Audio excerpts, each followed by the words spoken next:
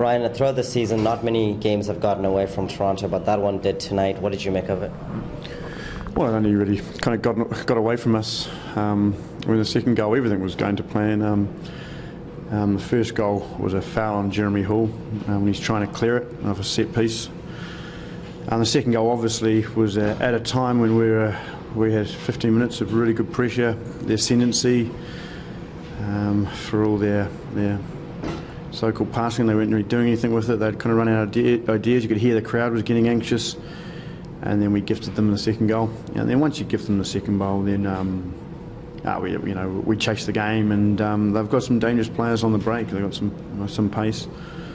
And what's frustrating for me is that it just ridiculously wasn't a 4-0 result. It was I could see us as when it was 1-0 in the 65th minute. I could see only one team going on to scoring a goal, and unfortunately, a mistake from a young centre back who was brilliant on the night. I thought he was fantastic. He was having such a great game, but he'll learn from that, and don't think he'll ever do that again.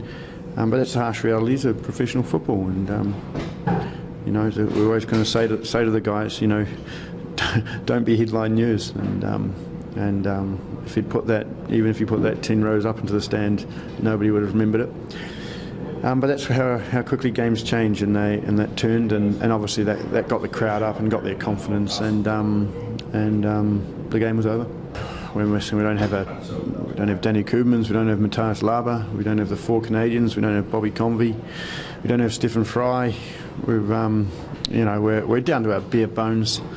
But that's no excuse, because the guys, I thought, it's horrible to say, but I thought they did really well. I thought until that second goal, everything was going to plan, and it was just, it was only our really mistakes that were causing the kind of problems, and we give it away in our half set piece, which is a shame, and that's the frustrating thing about them, because I thought actually they did well. Ryan, a pretty busy week in Toronto with front office shake-up and that kind of stuff. Is there any carryover for that on the field for this game, or is that out of sight, out of mind once you're here?